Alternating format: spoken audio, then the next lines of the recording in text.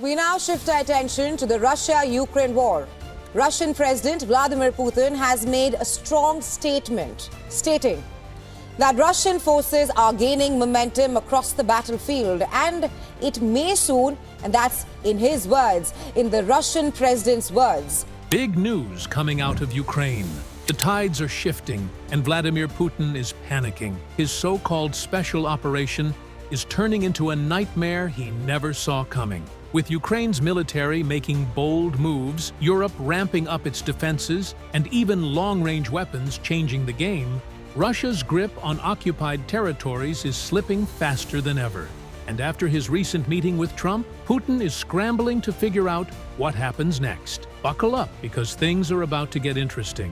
Before we dive in, make sure to hit that like button and subscribe for the latest updates on Ukraine's fight for freedom. Your support helps us to spread the truth. Let's start with the most important point: Donald Trump and Vladimir Putin's recent meeting. Following some breaking news in Washington, following a high-stakes phone call between President Trump and Russian President Vladimir Putin over the war in Ukraine. In a statement out moments ago, the White House says, quote, "The movement to peace will begin with an energy and infrastructure ceasefire." Russia agreed to a ceasefire in the air after Trump and Putin met, carrying out strikes on military and energy facilities. However, the Ukrainians are putting more pressure on the front lines to make the Russian leadership rethink their decisions after Russia rejected a ceasefire on the ground. In this region, Ukrainians' main goal is to eradicate the Russian Pinsuk entirely on Pokrovsk's western flank. Months of fighting had left Russian soldiers exhausted and unable to sustain the pressure after the Russians failed to take Pokrovsk into a pocket. The Ukrainians plan to take advantage of this weakness and drive the Russians back from Pokrovsk, giving the Russians time to recover and get ready for a new offensive effort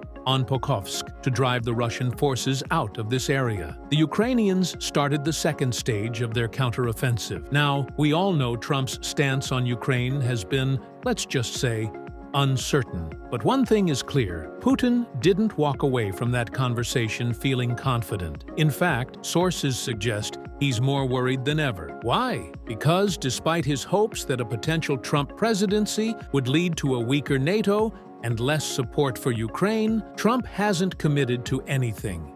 Are we approaching the end of the Russia-Ukraine war? This pressing question has gained momentum following the U.S.-Ukraine talks in Jeddah, as Kyiv has agreed to a 30-day ceasefire. The focus now shifts to Vladimir Putin. Will he accept the ceasefire and halt the conflict, or will the offensive persist? Amid these uncertainties, a key figure is stepping in to pressure Moscow: Donald Trump. The U.S. president has issued a firm warning to Putin, stating that if Russia refuses the ceasefire, it will face severe financial sanctions and economic repercussions. And the unpredictability is making Moscow very nervous. If Putin was banking on American hesitation, he might have just bet on the wrong horse. While Putin is busy worrying about what's happening in Washington, Europe isn't waiting around. In fact, they're doing the opposite. They're rearming at a pace we haven't seen in decades. The Ukraine peace process initiated by the Trump administration has sparked panic in European capitals about the U.S. abandoning its NATO allies and their urgent need to defend themselves against Russia. While European governments should consider rearmament, they must decide on how much to spend and what to buy. Leading European governments are calling for military spending to be increased to 3% of GDP, with EU Commission President Ursula von der Leyen setting the immediate priority at €800 billion, $872 billion, to rearm Europe. The question of where the weapons will come from is another issue. The Trump administration has encouraged Europe to buy American arms, but France and several European governments are emphasizing that rearmament should be based on European weapons. This will take considerable time, as deep differences are already appearing. Europe's military industry is weak due to the difficulty of coordinating and pooling production between different countries. There is time for a measured, well-thought-out process tailored to Europe's actual defense and industrial needs. Contemporary military technology strongly favors defense, and the Ukrainians destroyed virtually the entire Russian army that invaded in February 2022. Europe needs to avoid two main pitfalls: tailoring rapid rearmament to the idea of sending a large military force to Ukraine to guarantee a peace settlement and, if necessary, fight Russia there. Instead, Europe can produce cheaper weapons like surveillance and killer drones, anti-tank and anti-aircraft missiles, howitzers, and landmines, which will enable Europe to deter another Russian attack and provide long-term military aid to Ukraine. Countries like Germany, Poland, and the UK are investing billions into their military capabilities. And France? Well, Macron just made a move that will change the game for Ukraine. For months, France has been talking about stronger military aid for Ukraine, and now they're backing it up with action. From advanced weaponry to direct support, Macron is sending a clear message: Europe is not backing down.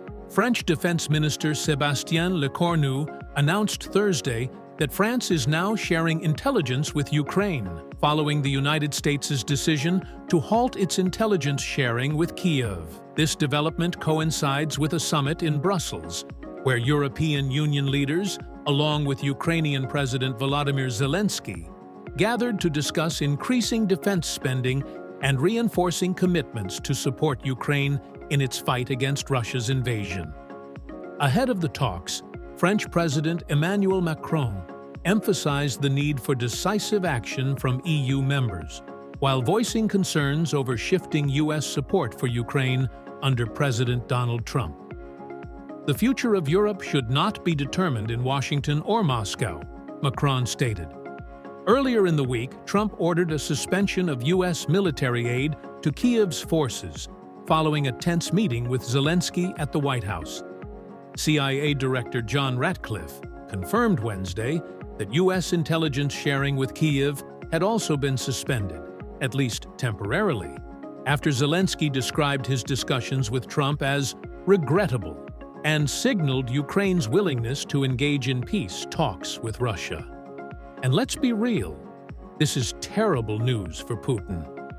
He spent the last 2 years hoping the West would lose interest, that Ukraine would be left to fend for itself. Instead, NATO is getting stronger, Europe is doubling down, and Ukraine's firepower is increasing. Russian drones have set fire to the Ukrainian port city of Odessa, causing widespread destruction.